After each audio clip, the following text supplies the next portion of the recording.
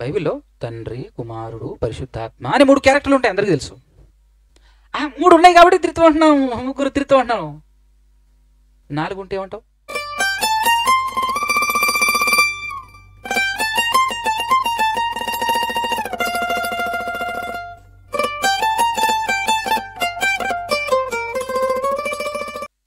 మొదటగా మన అందరి దేవుడు అనగా ప్రపంచంలో ఉన్నటువంటి మనుషులందరికీ దేవుడై ఉన్నటువంటి ఆ ఏకైక నిజ దేవునికి ఆయన కుమారుడు, ఈ లోక రక్షకుడు, మనుషులందరికీ ప్రభువుగా ఆయన నియమించిన యేసుక్రీస్తు ప్రభుల వారి ద్వారా పరిశుద్ధాత్మ సహాయముతోనే స్తుతి స్తోత్రాలు కృతజ్ఞతాస్తుతులు చెల్లించుచున్నాను. అదేవిధంగా ఆయన మాటలు వినబడినటువంటి మాటలను హృదయంలో పదిలపరుచుకోవటం మాత్రమే కాకుండా వినబడినటువంటి మాటల్ని అలాగున్నవా లేవా అని ఆలోచించుకొని అనుసరించేటటువంటి ఆలోచన కలిగి వచ్చి కూర్చున్నటువంటి మీ అందరికీ కూడా క్రీస్తు పేరటనే నా యొక్క శుభములు, వందనాలు తెలియజేస్తూ ఉన్నాను.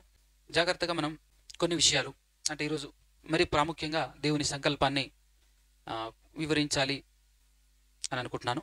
జనరల్గా ఆదాము మొదలుకొని భూమి మీద మనుష్య జాతి ఆరంభమైంది మనకు తెలిసినటువంటి విషయం. ఆదాము మొదలుకొని ఆరంభమైనటువంటి ఈ మానవ జాతిని కంట్రోల్ చేయాలి, విస్తరిస్తున్నటువంటి మానవ జాతిని కంట్రోల్ చేయాలి, కంట్రోల్ చేసి నా గురించి తెలియచేయాలి. ఈ సృష్టిని అనుభవిస్తూ బ్రతుకుతున్నటువంటి ఈ మనుషులకు ఈ సృష్టి వెనకాల నేనున్నాను అని వీళ్ళకి తెలియాలి. అంత మాత్రమే కాకుండా మనకు బాగా అర్థమయ్యేటటువంటి ఒక పాయింట్ అక్కడ ఏం కనపడతా ఉంటుంది అని అంటే, తన కడుపున పుట్టిన తన పిల్లల బాగోగుల గురించి ఆలోచిస్తూ తన పిల్లల కోసం ఆరాటపడుతున్నటువంటి ఒక తండ్రి పిల్లలకు అన్నటువంటి ప్రతి తండ్రికి ఇది అర్థమవుతుంది. అదే విధానం మనకు కనబడతా ఉంటుంది. కనబడుతూ అదే విధానంలో బైబిల్ మొత్తంలో కనబడతా ఉంటుంది. ఆ విధంగా వెళ్తూ ఉండగా దేవుడు తన ఆత్మచేత, స్టార్టింగ్లో దేవుడు తన ఆత్మచేత ఏం చేశాడు? ప్రయత్నం చేశాడు మనుషుల్ని సరైన మార్గంలో పెట్టాలని, మనుషుల్ని సరైన విధానంలో నడిపించాలని, ప్రయోజకులుగా చేయాలి అని, తానున్నటువంటి ఆ మహాలోకంలో తనతో పాటు నిలబెట్టాలనేటటువంటి ఆశ కలిగినటువంటి కనతండ్రి అనే దేవుడు తన ఆత్మ ద్వారా ప్రయాసపడుతూ ఉన్నాడు. ఎంత ప్రయాసపడ్డా తన ఆత్మ ద్వారా మాట్లాడిన ఏ మాటలకు వాళ్ళు లొంగలేదు. తమ ఇష్టాన్నే స్థాపించారు, తమ చిత్తాన్నే స్థాపించి ఇష్టానుసారంగా బ్రతికి భయంకరమైనటువంటి పాపులైపోయారు. అప్పుడు దేవుడు నోహావు ద్వారా పలికించినటువంటి మాట మనకు తెలుసు. నా ఆత్మ ఎల్లప్పుడూ వాదించదు అంటాడు 6వ అధ్యాయంలో కదా. ఎల్లప్పుడూ వాదించదు అని అన్నాడు అని అంటే అర్థం ఏంటి? అప్పటి వరకు వాదించాడనేగా, అప్పటి వరకు ప్రయాసపడ్డాడనే కదా. కానీ మాట వినే స్థితిలో మనుషులు లేరు. ఇక లాభం లేదు, ఎంత చెప్పినా వీరు వినరు అని దేవుడు ప్రయత్నం చేసి ప్రయోజనం లేదు అనుకున్నప్పుడు తుడిచివేశాడు. చూడు, జలప్రళయము ద్వారా. అవునా? జలప్రళయము ద్వారా భూమి మీద ఉన్న మనుషులందరినీ తుడిచివేసేసి తన మాటకు లోబడి విధేయతను చూపించి నడుస్తున్నటువంటి ఏకైక కుటుంబం నోవాహు ద్వారా మరలా స్థాపించాడు. ఆ నోవాహు గారు బ్రతికి ఉండగానే పుట్టినటువంటి ఒక వ్యక్తి, నోవాహు గారు చనిపోయినప్పుడు 58 సంవత్సరాల వయసు కలిగినటువంటి అబ్రహాము గారు, అప్పటికి అబ్రహాము కాదు ఆయన, అబ్రాహాము గారు, ఆ అబ్రాహాము గారిని సెలెక్ట్ చేసుకున్నాడు. ఆయననే సెలెక్ట్ చేసుకున్నాడు. అందరూ ఆయన పిల్లలే. ఈ పాయింట్ మాత్రం అలా పట్టుకోండి. నోవాహు గారి ద్వారా పుట్టుకొచ్చినటువంటి అప్పటికి జలప్రళయం గతించి 350 సంవత్సరాలు, జలప్రళయం గతించి 350 సంవత్సరాలు, జలప్రళయం గతించిన తర్వాత 350 సంవత్సరాల తర్వాత నోవాహు గారు ఏం చేశారు? మరణించారు. అప్పుడు బ్రతికి ఉన్నటువంటి మనుషులందరూ కూడా ఎవరు? ఈ నోవాహు గారి సంతానమే. నోవాహు గారు ఎవరు? దేవుని కుమారుడు. అంటే మిగతా వాళ్ళందరూ ఎవరు? దేవుని పిల్లలే, దేవుని ప్రజలే, అందరూ దేవుని ప్రజలే. అయితే నోవాహు గారికి ముందున్నటువంటి తరంలో అందరితో పోట్లాడాడు దేవుడు. ఇట్ మీన్స్ అందరినీ కంట్రోల్ చేయాలి, అందరినీ మార్చాలి, అందరినీ తన వైపుకు తిప్పుకోవాలి అని ప్లాన్ చేశాడు దేవుడు. అది మెథడ్ 1 అనుకోండి, లేదంటే అదొక పద్ధతి, లేదంటే ఫస్ట్ టైప్ విధానం. అలా ట్రై చేశాడు, వీలు పడలేదు, తుడిచేశాడు. ఇక తుడవకూడదు, ఇక అందరిని చంపకూడదు అనే నిర్ణయం తీసుకున్నటువంటి దేవుడు అందరూ తన బిడ్డలే. ఆ అందరిలో నుంచి ఒకరిని సెలెక్ట్ చేసుకున్నాడు. ఆయనే అబ్రాహాము గారు కదా. అబ్రాహాము గారిని సెలెక్ట్ చేసుకొని కొన్ని వాగ్దానాలు ఇచ్చి, ఎందుకు వాగ్దానాలు ఇస్తున్నాడు అంటే ఒక విషయం మనకు గుర్తుండాలి ఇక్కడ. ఏంటి అంటే, జగత్తు పునాది వేయబడక మునుపే దేవుని హృదయంలో ఒక సంకల్పం ఉంది. ఆ సంకల్పం నెరవేర్చటానికి, ఆ సంకల్పాన్ని ఇన్స్టాల్ చేయటానికి భూమి మీద దేవుడు ఇక ఆలస్యం చేయకుండా ఆరంభించాలి అని అనుకున్నాడు. తన సంకల్పం మనుషులకు అర్థం కావటం కోసం అని చెప్పేసి వాగ్దాన రూపంలో మొదటగా అబ్రాము గారికి ఇవ్వటం జరిగింది, చెప్పటం జరిగింది. ఓకే, అబ్రాము గారికి చెప్పటం జరిగింది. అబ్రాము గారికి ఏమని చెప్పాడు అనంటే, రానున్నటువంటి రోజులలో ఎప్పుడు పర్టికులర్ టైం చెప్పకుండా ఏం చెప్పాడు అనంటే, ఒక వాగ్దానం చేశాడు. టైం చెప్పకుండా వాగ్దానం చేశాడు. ఆ వాగ్దానం చెప్పడానికి కూడా చాలా రోజులు ఆలోచించాడు అని చెప్పాలి మనం. చాలా రోజులు ఆలోచించాడు అనంటే, మెసొపొతేమియా ప్రాంతము నుంచి హారాను ప్రాంతానికి వెళ్ళి, హారానులో నుంచి కనానుకు వెళ్ళి, కనానులో నుంచి కనానులోకి వెళ్ళిన తర్వాత దగ్గర దగ్గర ఐగుప్తుకు వెళ్ళి రిటర్న్ వచ్చేసిన తర్వాత 25 ఇయర్స్, కనానుకు వచ్చిన తర్వాత 25 సంవత్సరాల తర్వాత ఒక కుమారుడు పుడతాడు ఆయనకు. నేను షార్ట్కట్లో వెళ్తున్నా. కుమారుడు పుడతాడు. స్త్రీ ధర్మం ఆగిపోయినప్పటికీ కూడా ఒక అద్భుతాన్ని చూపించి, అప్పటి వరకు తన తోడుండి అనేక పరీక్షలతో అబ్రాము గారిని పరీక్షించి, అన్ని పరీక్షల్లో పాస్ అయినటువంటి ఆ వ్యక్తికి చివర్లో వృద్ధాప్యంలో ఒక కుమారుణ్ణిచ్చి, ఆ కుమారుడు కాస్త పెరిగి పెద్దయిన తర్వాత వెంటనే ఫైనల్ టచ్ అన్నట్టుగా, నీ కుమారుణ్ణి నాకు బలిచ్చేయి అని అన్నప్పుడు ఏమాత్రం ఆలోచించకుండా, భయపడకుండా ఇవ్వటానికి సిద్ధపడినటువంటి అబ్రహాము, అప్పటికి అబ్రహాము గారితో చెప్పినటువంటి ఒక అద్భుతమైనటువంటి మాట ఏంటంటే, ఇదిగో ప్రపంచంలో ఉన్నటువంటి ప్రజలందరూ నా పిల్లలే. ఏ జాతి అయినా, ఏ కులమైనా, ఏ మతమైనా, ఏ ప్రాంతమైనా, ఏ దేశమైనా అందరెవరు నా పిల్లలే. వాళ్ళందరినీ ఆశీర్వదించాలి అనుకుంటున్నాను అన్నాడు. వాళ్ళందరినీ ఆశీర్వదించాలి అనుకుంటున్నాను అన్నాడు. ఎలా ఆశీర్వదిస్తానో తెలుసా అని సెలెక్ట్ చేసినటువంటి అబ్రహామును పట్టుకొని, సెలెక్ట్ చేసుకున్నటువంటి ఒక వ్యక్తిని పట్టుకొని, నీ సంతానము వలననే, నీ సంతానము ద్వారానే. ఒక్కసారి ఆ మాట 22:18 చూడండి. 22:18 ఆది కాండమే. అందరూ తెరవాలి. మరియు నీవు నా మాట విన్నావు కాబట్టి, వినినందున అంటే విన్నావు కాబట్టి, వినినందున ఏమన్నాడండి? భూలోకములోని జనములన్నీ నీ సంతానము వలన ఆశీర్వదింపబడును. నెక్స్ట్ మాట, నా తోడు అని ప్రమాణం చేసి చెబుతున్నాను అని చెప్పేసి దేవుడు సెలవిచ్చాడండి. ఇది చాలా కీలకమైనటువంటి పాయింట్, చాలా అద్భుతమైనటువంటి పాయింట్. ఎందుకనంటే ఈరోజు చాలా మంది ఏమంటున్నారు లోకంలో, ఎలా అర్థమయ్యాడు దేవుడు, ఏ విధంగా అర్థమయ్యాడు అని అంటే, చాలా మంది లోకంలో ఏం మాట్లాడుతున్నారు? ఆ ఇజ్రాయెల్ దేవుడు, ఇజ్రాయెల్ దేశపు దేవుడు మాకెందుకు, మా మీద ఎందుకు రుద్దుతున్నావు నువ్వు, మా దగ్గరికి ఎందుకు వస్తున్నావు నువ్వు అంటున్నారా లేదా? ఒక్కసారి ఈ పాయింట్ దగ్గర ఆలోచన చేయండి. ఒక్కసారి ఈ పాయింట్ దగ్గర ఆలోచించండి ఎంత బాగుందో. ఈ పాయింట్ అర్థం అవ్వాలి. ఎవరికి? అన్యులకు కాదు, క్రైస్తవుల కంటే సేవకులు అనుకునే వాళ్ళకి అర్థం కావాలి అనేది నా ఆశ.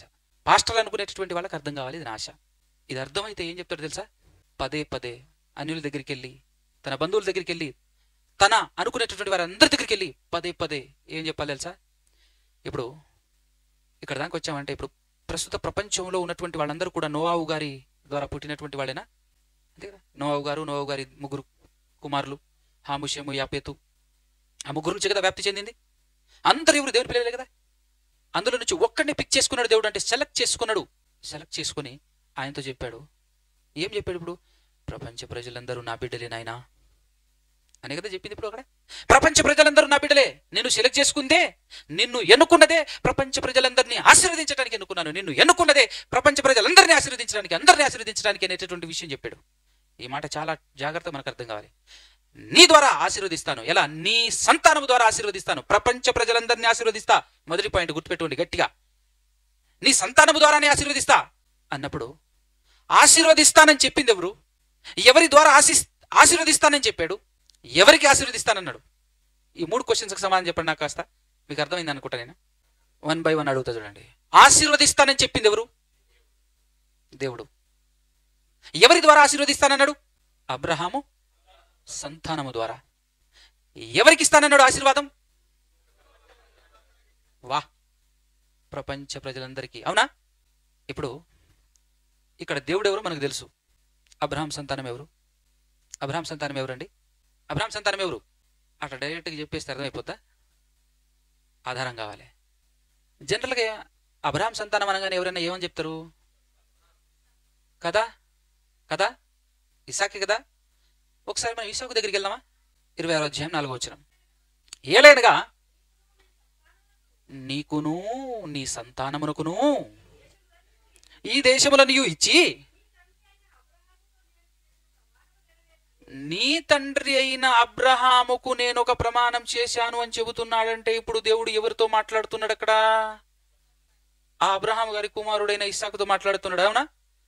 మాట్లాడితే ఏమంటాడు? నీ తండ్రి అయిన అబ్రహాము గారికి నేను చేసినటువంటి వాగ్దానమును నెరవేర్చి ఆకాశ నక్షత్రముల వలె నీ సంతానమును విస్తరింపజేసి ఈ దేశములన్నీ నీ సంతానమునకు ఇచ్చేదను. బాగా వినండి. నీ సంతానము వలన సమస్త భూలోకములోని సమస్త జనులు ఆశీర్వదింపబడతారు అని ఎవరితో చెప్పాడు? ఇదే డైలాగు అబ్రహాంతో కూడా చెప్పాడు కదా.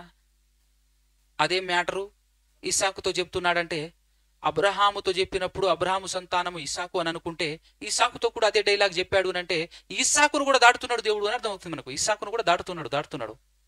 పోనీ ఇస్సాకు సంతానం ఎవరు అని ఆలోచిస్తే మనకు కనబడేది ఎవరు? ఏశావు యాకోబులలో యాకోబు గారు కనపడతారు.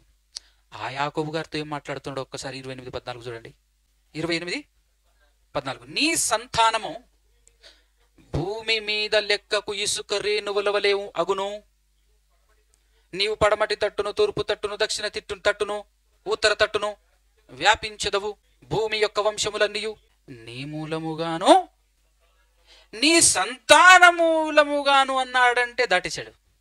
యాకోబును కూడా దాటేశాడు. యాకోబు నీ సంతానం అన్నాడంటే యాకోబును కూడా దాటేశాడు. ఇప్పుడు యాకోబు తర్వాత ఎవరు దేవుని అబ్రహాం సంతానం ఎవరు, యాకోబు సంతానం ఎవరు అని ఆలోచిస్తే 12 మంది కనపడతారు. ఎవరబ్బా అని ఆ తర్వాత నువ్వు బైబిల్ పాత నిబంధన మొత్తం చదివినా నీకు దాని ఆన్సర్ దొరకదు. కానీ దాని ఆన్సర్ దొరకాలంటే ఏం చేయాలో తెలుసా?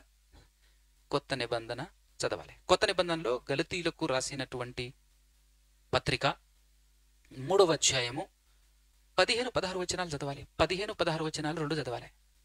సహోదరులారా, మనుష్య రీతిగా మాట్లాడుతున్నాను. పేజీ నెంబర్ చెప్పండి ఒకసారి. 169. రైటా? మనుష్యుడు చేసిన ఓడంబడికైనను స్థిరపడ్డ తర్వాత ఎవరు దాన్ని కొట్టివేయజాలడు, కొట్టివేయడు. దానితో మరేమియు కలపడు. అబ్రహామునకును అతని సంతానమునకును చేయబడ్డిదా లేదా? అబ్రహాముకు చేశాడు, అబ్రహాం సంతానమైనటువంటి ఇసాకు చేశాడు, ఇసాకు సంతానమైనటువంటి యాకోబుకు చేశాడు. వాగ్దానాలు అయితే చేశాడు, చెయ్యబడెను. ఆయన అనేకులను గురించి అన్నట్టు అని చెప్పలేదట. నీ సంతానములకును అని చెప్పలేదట. అని చెప్పక వన్ సింగిల్ పర్సన్ ఒకని గూర్చి మాట్లాడినట్టే అన్నట్టే ఏమన్నాడట? నీ సంతానమునకును అనేను. ఆ సంతానం ఎవరట? బా బా బా వండర్ఫుల్ కదా. ఆ సంతానం ఎవరు? ఇప్పుడు ఒక్కసారి ఆదికాండం 22వ అధ్యాయము 18వ వచనం చదువుతాం. మరియు నీవు నా మాట వినినందున అని ఎవరితో మాట్లాడుతున్నారు? ఎవరు మాట్లాడుతున్నారు? రైట్. నీవు నా మాట వినినందున భూలోకములోని జనములన్నీ. ఇంతకు ఇప్పుడు నీ సంతానం అనగానే ఎవరో దొరికారా లేదా మనకు? ఎవరు? యేసుక్రీస్తు ప్రభుల వారు అని మనకు బైబిల్ చెప్పేసింది కాబట్టి సబ్స్టిట్యూట్ చేసి చదువుదామా ఒకసారి? భూలోకములోని జనములన్నీ అట్లా చదవద్దు. నీ సంతానమైన క్రీస్తు వలన ఆశీర్వదింపబడును. నీ సంతానమైన క్రీస్తు వలన. ఇప్పుడు మరలా సేమ్ క్వశ్చన్స్, 3 క్వశ్చన్స్. ఆశీర్వదిస్తానని చెప్పింది ఎవరు? ఎవరి ద్వారా ఆశీర్వదిస్తానన్నాడు? అబ్రహాము సంతానమైన క్రీస్తు ద్వారా ఆశీర్వదిస్తానన్నాడు. ఎవరిని ఆశీర్వదిస్తానన్నాడు? భూలోకంలో ఉన్న ప్రజలందరినీ ఆశీర్వదిస్తానన్నాడు కదా. ఇది సేవకులకు అర్థం కావాలి, సువార్థికులకు అర్థం కావాలి అని నేను ఎందుకు చెప్పానో తెలుసా? ఈరోజు చాలా మంది సేవకులు చర్చిలలో కానివ్వండి, సువార్తలలో కానీ వీళ్ళు చెప్పేటప్పుడు ఏమని చెప్తున్నారు? మా దేవుడు సజీవుడు, మా దేవుడు గొప్పవాడు, మీ దేవుడు విగ్రహాలు, మీ దేవునికి కనులుండి చూడవు, చెబుతూ చేతులుండి పని చెయ్యవు, నోరుండి మాట్లాడదు అని మాట్లాడుతున్నారా లేదా? మీ దేవుడు వేరు, మా దేవుడు వేరు అని మాట్లాడుతున్నారా లేదా? నిజంగా ఇది ఎక్కితే ఈ మాటలు మాట్లాడే అవకాశం ఉందా? మన బంధువుల దగ్గరికి వెళ్ళి, మన సొంత వారి దగ్గరికి వెళ్ళి, మన అనుకునేటటువంటి వాళ్ళ దగ్గరికి వెళ్ళి కన్నీరు కారుస్తూ, అన్నా మన దేవుడన్నా ఎప్పుడో క్రీస్తుకు పూర్వము 2000 సంవత్సరాల క్రితం చెప్పాడన్నా, క్రీస్తు అనేటటువంటి ఒక ఆయన్ని పుట్టిస్తానని, క్రీస్తు అనే ఒక ఆయన్ని పంపిస్తానని చెప్పింది ఎవరో కాదన్నా మన దేవుడు భూమి ఆకాశములను సృష్టించిన మన దేవుడు అని చెప్తున్నారా? అలానే చెప్తున్నారా? కరెక్ట్గా చెప్పాలంటే ఈరోజు క్రైస్తవ్యంలో దేవుడు లేడు. దేవుని మర్చిపోయారు, దేవుని పక్కన పెట్టేశారు. దేవుని పక్కన పెట్టేసి ఏం చెప్తున్నారు తెలుసా? 2000 సంవత్సరాల క్రితం మన దేవుడు భూమి మీదకి వచ్చాడు, భూమి మీద పుట్టాడు మన దేవుడు అని చెప్పేసి మాట్లాడుతున్నప్పుడు వాళ్ళు ఏమంటున్నారు? మా దేవుడు కూడా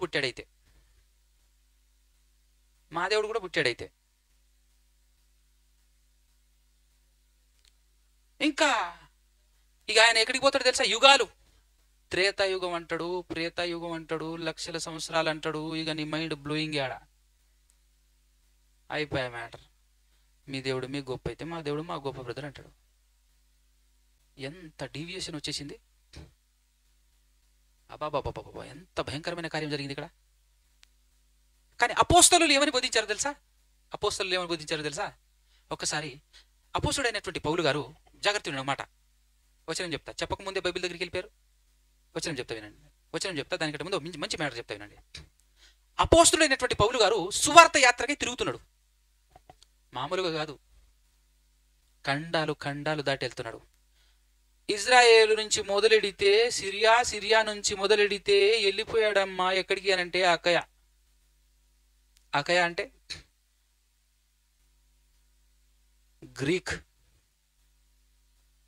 గ్రీకు దేశం వెళ్ళిపోయి, గ్రీకు దేశంలో ఉన్నటువంటి మెయిన్ క్యాపిటల్ సిటీ అయినటువంటి ఎథెన్స్లో ఎంటర్ అయిపోయి వాళ్లకు అద్భుతమైనటువంటి బోధ చేశాడు. అక్కడ చాలా విగ్రహాలు చూస్తాడు. ఆ విగ్రహాల గురించి చూస్తూ మాకు తెలియని దేవుళ్ళు కూడా ఉండొచ్చు అనే ఆలోచనతో వాళ్ళు ఒక బోర్డు పెట్టేసి మాకు తెలియని దేవునికి అని చెప్పేసి పేరు రాసి కూడా ఆరాధన చేస్తున్నారు. వాళ్ళు డబల్ మేధావులు, మనలాంటి వాళ్ళు కాదు, అంతే కదా. అదే బిగ్గెస్ట్ ఛాన్స్ అనమాట. ఎవరికి? మన పౌలు గారికి. అది పట్టుకొని వెళ్ళాడు. అరియోపగు అనేటటువంటి సభ ముందు నిలబడి వచ్చిన వాళ్ళందరినీ నిలబెట్టేసి దేవుని గురించి ఆయన ఇచ్చిన ఇంట్రడక్షన్ చూద్దాం ఒక్కసారి. 17వ అధ్యాయము, అపోస్తల కార్యములు 17వ అధ్యాయం 24వ వచనం. ఏం చెప్తున్నాడు చూడండి, బాగా వినాలి మాట. జగత్తును అందలి సమస్తమును నిర్మించిన దేవుడు తానే ఆకాశమునకును భూమికిని ప్రభువై ఉన్నందున హస్తకృతాలయములలో అంటే చేతులతో నిర్మింపబడిన ఆలయాలలో నివసింపడు. ఆయన అందరికిని జీవమును ఊపిరిని సమస్తమును దయచేవాడు. ఏం అసలు ఇంట్రడక్షన్ చూడు ఎట్టుందో. మా దేవుని గురించి చెప్తా వింటావా? కాదు, అక్కడ చెప్తుంది ఆయన. ఏం చెప్తున్నాడు? ఏ దేవుని గురించి చెప్తానంటే ఏం చెప్తున్నాడు ఆయన? జగత్తును అందలి సమస్తమును, ఆకాశమును భూమిని నిర్మించి భూమి మీద బ్రతుకుతున్న ప్రతి జీవరాశికి ఊపిరిని దయచేస్తున్నటువంటి దేవుని గురించి చెప్తున్నా అంటున్నాడు. చూడు, క్వశ్చన్ వేయటానికి కానీ, ఎదుటోడు అభ్యంతరపడటానికి కానీ, ఇబ్బంది పడటానికి కానీ అవకాశం ఉందా అసలు? ఇంకా ఆయన అందరికి జీవమును ఊపిరిని సమస్తమును దయచేవాడు గనుక తనకు ఏదైనా కొదువ ఉన్నట్టు మనుషుల చేతులతో సేవింపబడువాడు కాడు. నంబర్ 1 పాయింట్, దేవుని గురించి ఇంట్రడక్షన్ ఇచ్చాడనమాట. నెంబర్ 2 పాయింట్లో ఏం చెప్తున్నాడు తెలుసా? మీరెవరో కాదు నా సహోదరులు అని చెప్పాడు. నెంబర్ 2 పాయింట్, మీరెవరో కాదు మనమందరము అన్నదమ్ములమే అనే పాయింట్ నెక్స్ట్ చెప్పాడు. ఎక్కడి నుంచి ఎక్కడి వరకు చెప్పాడు అంటే 26వ వచనం నుంచి 29వ వచనం వరకు ఒకటే మ్యాటర్ చెప్పాడు. ఏం చెప్పాడు? ఎలా చెప్పాడంటే, మరియు ఆ దేవుని గురించి ఇంట్రడక్షన్ ఇచ్చిన తర్వాత, మరియు ఆ దేవుడు యావత్ భూమి మీద కాపురముండుటకు ఆ దేవుడు, ఆయన అంటే ఆ దేవుడు ఒకని నుండి ప్రతి జాతి మనుషులను సృష్టించి వారు ఒకవేళ దేవునిని తడువులాడి కనుగొందురేమో అని తన్ను వెతుకు నిమిత్తము నిర్ణయ కాలమును వారి నివాస స్థలము యొక్క పులిమెరలను ఏర్పరిచెను. ఆయన మనలో ఎవరికి దూరముగా ఉండువాడు కాడు. మనం ఆయన ఎందు బ్రతుకుచున్నాము, చలించుచున్నాము, ఉనికి కలిగి ఉన్నాము, అటువలే మనము ఆయన సంతానము అని మీ కవిశ్వరులలో కొందరు చెప్పుచున్నారు. కాబట్టి మనము దేవుని సంతానమై ఉండి మనము అంటే ఏం చెప్తున్నాడు? నేను మాత్రమే దేవుని బిడ్డను కాదయ్యా, నువ్వు కూడా దేవుని బిడ్డ అని చెప్తున్నాడు. మనోళ్ళు అయితే ఏం చెప్తారు? మేమే దేవుని బిడ్డ, మీరు సాధారణ బిడ్డలు అంటారు. అవునా కదా? కానీ పౌలు గారు మనం దేవుని పిల్లలం, మనమిద్దరం దేవుని పిల్లలం అంటున్నాడు. మనమందరం దేవుని పిల్లలమే అని చెప్పి మల్చబడిన బంగారము నేను, వెండి నేను, రాతి నేను దైవత్వము పోలి ఉన్నదని తలంపకూడదని చెప్పిన తర్వాత ఇప్పుడు హైలైట్ పాయింట్ అనమాట. ఇప్పటివరకు ఏం చెప్పిండో తెలుసా? ఓన్లీ దేవుని గురించి ఇంట్రడక్షన్ ఇచ్చిండు. కొత్త ప్రాంతానికి వెళ్ళేసి అన్యులు వాళ్ళు, గ్రీక్ దేశస్థులు. ఇప్పుడు ఏం చెప్తున్నాడంటే, ఆ అజ్ఞాన కాలములను అంటే ఆ అజ్ఞాన కాలములను దేవుడు చూచి చూడనట్టుగా ఉండెను. ఆ అజ్ఞాన కాలంలో దేవుడు చూచి చూడనట్టుగా ఉండేనంటే, ఆ అజ్ఞాన కాలం అంటే ఏ అజ్ఞాన కాలం? అంతే కదా? అందుకోసమే చూడండి, మీరు క్రీస్తు పూర్వంలో ఏం జరిగింది అని అంటే, ఒకే ఒక వ్యక్తిని సెలెక్ట్ చేసుకొని ఆ వ్యక్తి ద్వారా ప్రపంచానికి తానేంటో తెలియజేయాలి అని అనుకున్నాడు. ఒకే ఒక వ్యక్తిని సెలెక్ట్ చేసుకున్నాడు. కాలక్రమేణా ఆ ఒక వ్యక్తి ఒక జనమైంది, ఒక జనాంగమైంది. ఇశ్రాయేలీయులు అనేటటువంటి ఒక జనాంగమైంది. ఆ జనాంగాన్ని యాజక సమూహముగా ఉంచేసి, ఇప్పుడు యాజక సమూహంగా ఉంచేసి ప్రపంచ ప్రజలందరినీ తన గురించి తెలియచేసేలా చేయాలి అని అనుకున్నాడు. తనతో సమాధాన పడాలి, తన దగ్గరికి నడిపించాలి, తానేంటో ప్రపంచాన్ని నిర్మించిన దేవుడు ఉన్నాడు అని వాళ్ళ ద్వారా తెలియచేయాలని అనుకున్నాడు. ఒక్క చిన్న పాయింట్ చెప్తాను మనకు అర్థమయ్యే భాషలో. క్రైస్తవ్యం అనేటటువంటిది అంతా పక్కన పెడితే, మనం క్రీస్తుని నమ్మక ముందు లోకంలో ఉండేటటువంటి పద్ధతి ఒకటి చెప్తాను మనకు కనెక్ట్ అయ్యే విధంగా. ఒక ఊరు ఉంటుంది, ఆ ఊరిలో గుడి ఉంటుంది. ఆ గుడిలో పూజారి ఆ ఊరి వాడే ఒక కుటుంబంలో ఒక వ్యక్తే ఉంటాడు. అంటే ఆ కుటుంబం పూజారులుగా ఉంటారు. ఇప్పుడు ఎప్పుడు ఆ దేవుని పని చేస్తూ ఆ గుడిలో గడుపుతూ ఉండేటటువంటి వ్యక్తి ఒకటే కుటుంబం. చుట్టుపక్కల వాళ్ళందరూ, ఆ ఊర్లో ఉన్న చుట్టుపక్కల వాళ్ళందరూ నీ దేవుడే, మా దేవుడు కాదు, నీ దేవుడే అని అంటే ఎట్టుంటది? అర్థమైందా? కనెక్ట్ అవుతుందా? ఈ ప్రపంచం మొత్తం ఒక కుటుంబం వేసుకోండి, ఒక ఊరు వేసుకోండి, ఒక ఊరు, ప్రపంచం మొత్తం ఒక ఊరు. ఆ ఊరిలో ఒకే ఒక కుటుంబం అబ్రహాం గారి కుటుంబం అనుకోండి, ఇజ్రాయేలు అనేటటువంటి ఒక కుటుంబం అనుకోండి. ఈ ఇజ్రాయేలీయులు అనేటటువంటి కుటుంబాన్ని యాజకులుగా ఉంచాడు దేవుడు. మిగతా వాళ్ళందరూ ఏమంటున్నారు? మీ దేవుడే, మా దేవుడు కాదు, మీ దేవుడే అంటున్నారు.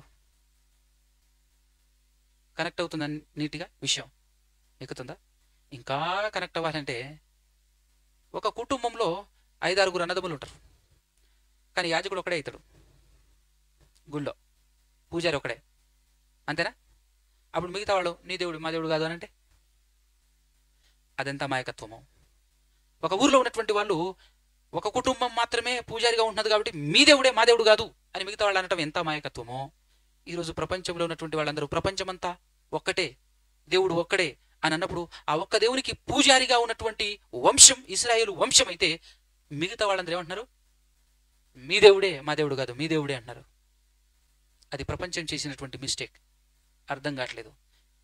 ఈ విషయాన్ని ప్రపంచానికి ఎక్కించాల్సినటువంటి బాధ్యత ఎవరి దగ్గర ఉంది? క్రైస్తవుడి మీద ఉంది ఈ బాధ్యత. అవునా కదా? కానీ క్రైస్తవులు హ్యాండిల్ చేయగలుగుతున్నారా? వాస్తవాన్ని చెప్పగలుగుతున్నారా? చెప్పలేకపోతున్నారు. ఇక్కడేమన్నాడు? క్రీస్తుకు పూర్వము అందరినీ దేవుడు ఏం చేశాడట? చూసి చూడనట్టు. కానీ ఒక కుటుంబాన్ని టైట్గా పట్టుకున్నాడు. ఎవరిని? ఇశ్రాయేలుని. ఎందుకంటే మీరు దగ్గరకు ఉన్నారు కదా, అవునా కదా? మీరు నా దగ్గర ఉన్నారు, మీరు తప్పు చేస్తే ఎట్లా అని చెప్పేసి వీళ్ళు తప్పు చేస్తే అధికంగా శిక్షించాడు. మిగతా వాళ్ళు తప్పు చేసినా కూడా చూసి చూడనట్టు. అదే చెప్తున్నాడు ఇక్కడ, చూసి చూడనట్టు. అంత మాత్రమే కాకుండా ఇంకా ఏం చేశాడో ఈ పాయింట్ని ఇక్కడే ఉంచేసి 14వ అధ్యాయంలో, అపోస్తలుల కార్యం 14వ అధ్యాయం 16వ వచనం ఒక్క మాట చదువుకొని మళ్ళీ అక్కడికి వద్దాం 17వ అధ్యాయంలోకి. ఆయన అంటే ఎవరు? దేవుడు గత కాలములలో సమస్త జనులను ఏం చేశాడట? వాళ్ళ ఇష్టానుసారంగా వాళ్ళ మార్గాల ప్రకారంగా నడవనిచ్చాడట. అలా నడవనిచ్చినప్పుడే ప్రపంచ ప్రజలందరూ ఏం చేసుకున్నారు తెలుసా? మా వంశానికి ఒక దేవుడు, మా కుటుంబానికి ఒక దేవుడు, మా జాతికి ఒక దేవుడు అని ఎందరినో ఎస్టాబ్లిష్మెంట్ చేసుకున్నారు. దాన్నే దేవుడు అజ్ఞాన కాలం అన్నాడు. ఏ కాలం అది? అజ్ఞాన కాలం. ఆ కాలము మొత్తంలో ఎవడు పడితే వాడి ఇష్టానుసారంగా నడవనిచ్చాడు. దేవుడే నడవనిచ్చాడు. చూడండి ఒక్కసారి కదా. అలా నడవనిచ్చినటువంటి దేవుడు, అప్పటి వరకు నడవనిచ్చినటువంటి దేవుడు ఎప్పుడైతే అబ్రహాము గారి సంతానం భూమి మీదకి వచ్చిందో, దేవుడు ఏదైతే వాగ్దానం చేశాడో క్రీస్తుకు పూర్వం 2000 సంవత్సరాల క్రితం, ఆ వాగ్దానం భూమి మీద ఎప్పుడైతే తారసపడిందో, ఇన్స్టాల్ అయిందో, ఆ సంతానం ఎప్పుడైతే నిలబడిందో, అనగా ఇట్ మీన్స్ క్రీస్తు ఎప్పుడైతే పుట్టి చేయాల్సినటువంటి కార్యక్రమం చేసి వెళ్ళిపోయిన తర్వాత సువార్త చెబుతున్నటువంటి పౌలు గారు ప్రపంచ వేదిక మీద మాట్లాడుతూ ఏమని మాట్లాడుతున్నాడు ఒక్కసారి 17వ అధ్యాయము 30వ వచనం నుంచి చూద్దాం మనం. ఆ జ్ఞాన కాలములను దేవుడు చూచి చూడనట్టుగా ఉండెను. దట్ ఈస్ ఇప్పుడైతే, అంటే ఎప్పుడైతే? క్రీస్తు శకం. ఇప్పుడైతే అంతటను అందరును మారు మనసు పొందవలెనని. అంతటా అందరూ గుర్తుపెట్టుకోండి. అంతటా అందరూ మారు మనసు పొందవలెనని మనుషులకు ఆజ్ఞాపించుచున్నాడా, జంతువులకు ఆజ్ఞాపించుచున్నాడా? ఎవరు మనుషులు? మనుషులు ఎవరు చెప్పండి? మనుషులు అనగానే మనకు అర్థం కావాలి. ఓన్లీ క్రైస్తవులేనా? ఓన్లీ భారతీయులేనా? మనుషులకు. అయిపోయింది, వన్ వర్డ్. మనుషులకు ఆజ్ఞాపించుచున్నాడు. ఏమని? గత కాలం వేరు నాయనా, ఈ కాలం వేరు. గత కాలములో చూసి చూడనట్టు విడిచిపెట్టా. ఇప్పుడైతే అలా కుదరదు. అందరూ అంతటా మారు మనసు పొందాలి. అందరూ అంతటా మారు మనసు పొందాలి అని ఎవరికి ఆజ్ఞాపిస్తున్నాడు? రిక్వెస్ట్ కాదు ఇది. రిక్వెస్ట్ కాదు, ఆర్డర్. అంతటా అందరూ మారు మనసు పొందాలి అని ప్రపంచ ప్రజలందరికీ చెప్తున్నాడు. పొందాలంటవా? నేను పొందనంట, నేను పొందను. ఏంటట? ఇట్లాంటి ఉంటారు కదా ఎక్కువ మంది. నేను మారు మనసు పొందనబ్బా. ఏంటి అన్నావనుకో, ఏం చెప్తున్నాడు నెక్స్ట్? ఎందుకనగా. బాగా ఈ పాయింట్ హైలైట్ అనమాట. మారు మనసు పొందలేదనుకో, ఎందుకు పొందాలి అంటే, ఎందుకు పొందాలంటే తాను అంటే దేవుడు నియమించిన మనిషిని చేత. దేవుడు నియమించిన మనుషుడు ఎవరు? అంతేనా? యేసుక్రీస్తునా? దేవుడు ఒక మనిషిని నియమించాడట. నియమించి ఏం చేస్తాడట? చూడు. దేవుడు నియమించిన మనిషిని చేత దేన్ని అనుసరించి? నీతిని అనుసరించి భూలోకానికి తీర్పు తీర్చబోయేది ఒక దినాన్ని ఎవరు? దేవుడు నిర్ణయించేశాడు. దేవుడు ఏం నిర్ణయించేశాడు? భూలోక వాసులారా, మనుషులారా, ప్రజలారా, మిమ్మల్ని అందరినీ తీర్పు తీర్చే ఒక డేట్, ఒక దినం, ఒక టైం నేను నియమించేశాను. ఎవరిని బట్టి, ఎవరి చేత? నేను ఒక మనిషిని నియమించాను. ఆ మనిషిని చేత నీతిని అనుసరించి, ఈ నీతి కూడా మనం తెలుసుకోవాలి. ఈ నీతిని అనుసరించి ఏం చేయాలట? మీరు నీతిని అనుసరించి దేవుడు ఏం చేయబోతున్నాడట? తీర్పు తీర్చబోతున్నాను. కాబట్టి మీరందరూ ఏం చేయాలి? మారు మనసు పొందాలి. చదువు కంటిన్యూషన్ ఏమంటున్నాడు? ఆయన అంటే ఎవరినైతే నియమించాడో ఆ మనిషిని, ఏ మనిషినైతే దేవుడు నియమించాడో ఆ మనిషిని ఏం చేశాడంట? దేవుడు మృతులలో నుండి ఆయనను లేపినందున, వండర్ఫుల్, గ్రేట్ వర్డ్ అనమాట ఇది. అంతటా అందరూ మారు మనసు పొందాలి. ఎందుకు పొందాలి? ఇప్పుడు జనరల్గా ఒక విషయం చెప్తాను. మనిషికి మారు మనసు పొందు, మార్చుకో, భక్తి చెయ్యి అని అంటే ఏ ఒక్క మనిషి చేయడు. ఏదైనా చూపించాలి ఆశ. లోకంలో చూడండి, పలానా గుడికి వెళ్ళానండి, ఆ తర్వాత నేను అనుకున్నది జరిగింది అని చెప్పేసి అన్నారనుకో, అసలు అక్కడ ఉన్నది దేవుడా కాదా, దేవుడు అంటే ఎలా ఉంటాడు, ఎవరిని దేవుడు అనాలి, అసలు ఏంటి, ఇవన్నీ ఆలోచిస్తాడా? నెక్స్ట్ టైం మీరు వెళ్ళేటప్పుడు మాకు చెప్పండి, నేను కూడా వస్తా. అంతే కదా? ఈరోజు చర్చిలు కూడా నిండిపోవడానికి కారణం అదే కదా. పలానా అయ్యగారి దగ్గరికి వెళ్ళాను, ప్రార్థన చేశాను, పెళ్ళి అయిపోయింది నాది. పలానా అయ్యగారి దగ్గరికి వెళ్ళాను, ప్రార్థన చేశాడు, పిల్లలు పుట్టారు. మేము ఎన్నో రోజుల నుంచి తిప్పలు పడుతున్నామమ్మా, పిల్లలు పుట్టట్లేరు అని. నిజమేనా? పుట్టారు, నేను కూడా వస్తా. దీన్ని మూఢనమ్మకం, అజ్ఞానం, అంధకారం అంటారు. ఎందుకనంటే దేవుడే నమ్మని వాళ్ళు, దేవుడే లేడంటున్నటువంటి వాళ్ళకి పిల్లలు ఇచ్చింది ఎవరు చెప్పు? ఆ జ్ఞానం వస్తే ఎంత బాగుంటుంది. ప్రపంచానికి దేవుడు ఆయనే అన్నప్పుడు అందరినీ పోషిస్తున్నది ఆయనే, అందరినీ కాపాడుతున్నది ఆయనే. మూర్ఖులకు కానివ్వండి, మంచి వాళ్లకు, చెడ్డవాళ్లకు అని తేడా లేకుండా అందరినీ పోషిస్తున్నది, అందరికీ ఏమేమి కావాలో ఇస్తున్నది ఆ ఒక్క దేవుడే అనే జ్ఞానంలోనికి రావాలి ప్రతి క్రైస్తవుడు నిజంగా. అప్పుడు ఇలాంటి సిలిసిలి విషయాల గురించి రాకూడదు. కానీ దేవుడు ఏం చూపిస్తున్నాడు ఇక్కడ? అసలు ఇక్కడ ఏం చూపిస్తున్నాడో తెలుసా? అంతటా అందరూ మారు మనసు పొందాలి, అందరూ నమ్మాలి. అందరూ నమ్మటానికి ఒక ఆధారం విడిచిపెట్టాడు దేవుడు, ఒక ఆధారాన్ని చూపించాడు దేవుడు. ఏంటి ఆధారం అని అంటే, సిల్లీ థింగ్ చూపించలే, చాలా చీప్ విషయాలు చూపించలేదు. ఏం చూపించాడు అంటే, భూమి పుట్టినప్పటి నుంచండి, మొట్టమొదటి మానవుడైనటువంటి ఆదాము మొదలుకొని నేటి వరకు ఎవరైనా, అందరికి మిస్టరీ ఏంటి అని అంటే, అందరికీ ది బిగ్ మిస్టరీ ఏంటి అని అంటే, అసలు సావు అంటే ఏంటి, సావు తర్వాత ఏం జరుగుతుంది, సావు తర్వాత ఎక్కడికి పోతాం? ఇది నిజంగా చాలా క్యూరియాసిటీ వచ్చేటటువంటి టాపిక్ కదా, అవునా కదా? నేను కొన్ని ఆర్టికల్, కొన్ని న్యూస్లో చూశాను.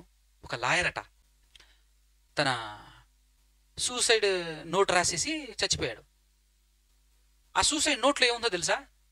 నాకెప్పటి నుంచో కలిసి వేస్తున్నటువంటి ప్రశ్న ఏంటంటే, చచ్చిపోయిన తర్వాత ఏముందో నాకు అది తెలియాలి అని చెప్పేసి చాలా మంది నేను అడిగాను, ఎవ్వరు చెప్పట్లేడు, స్వయంగా నేనే చూడాలనుకుంటున్నాను, అందుకోసమే పోతున్నాను రాసిండు. Suicide note. అదేమన్నా మ్యూజియమా? చూసుకొని రిటర్న్ రాని, చూసి రిటర్న్ రానికి అందులోకి వెళ్ళిపోయిన వాడు మళ్ళా రాడు. సో ఇప్పుడు దేవుడు, నేనున్నాను, మిమ్మల్ని అందరినీ సృష్టించిన సృష్టికర్తను నేనే, రండి నా దగ్గరికి, రాలేదా తాట తీసి చేతులు పెడతా అని వార్నింగ్ ఇచ్చాడు.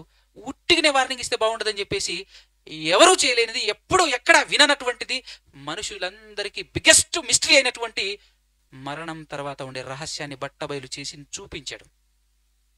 తాను ఒక మనిషిని నియమించాడు, ఆ మనిషిని భూలోకానికి పంపించాడు. ఆ మనిషిని మనుషులు చంపేస్తే 3వ దినాన ఆ మనిషిని తిరిగి లేపి నుంచోబెట్టాడు.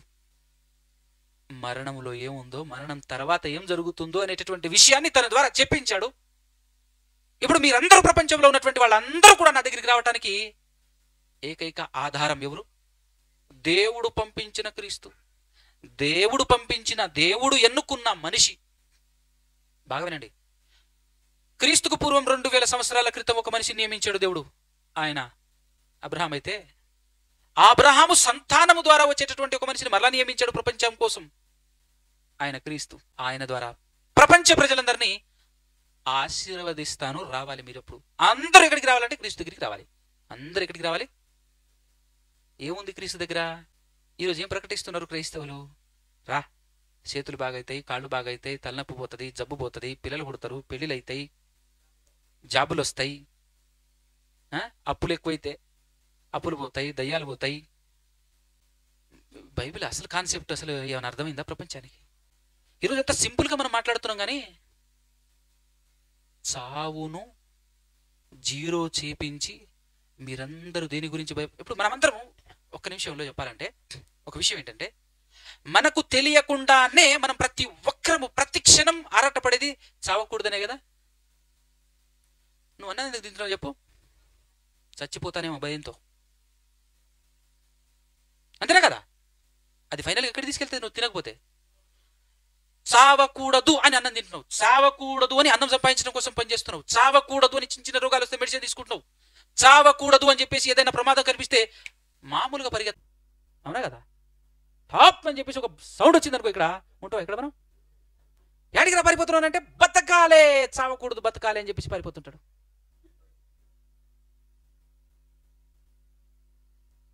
అంటే ప్రతి క్షణం మనిషి ఆరాటపడుతుంటాడు దేనికోసం? బతకాలి, బతకాలి, బతకాలి, బతకాలి, చావకూడదు, చావకూడదు, చావకూడదు, చావకూడదు అని చెప్పేసి.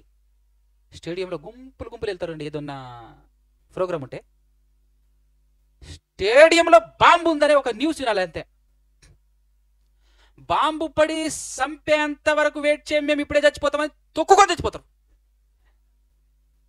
అవునా కదా?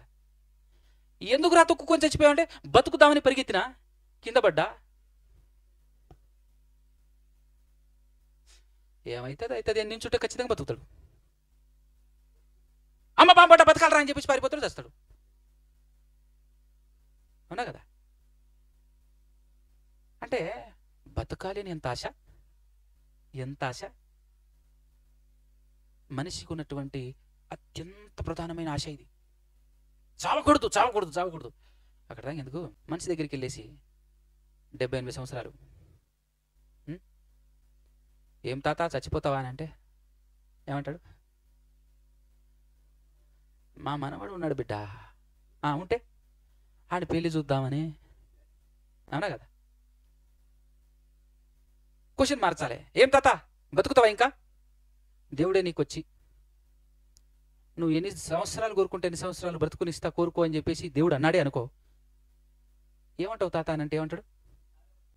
చిరకాలం బ్రతకాలి.